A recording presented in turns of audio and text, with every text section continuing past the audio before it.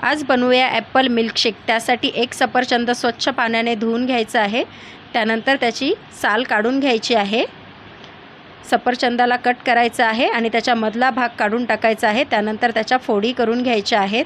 आता एक मिक्सी जार घ्यायचा आहे, त्यामध्ये कट केलेला सफरचंद काढून घ्यायचा आहे। 3 चमचे साखर घालायची आहे। साखरेचं प्रमाण तुम्ही तुमच्या आवडीनुसार कमी जास्त करू शकता।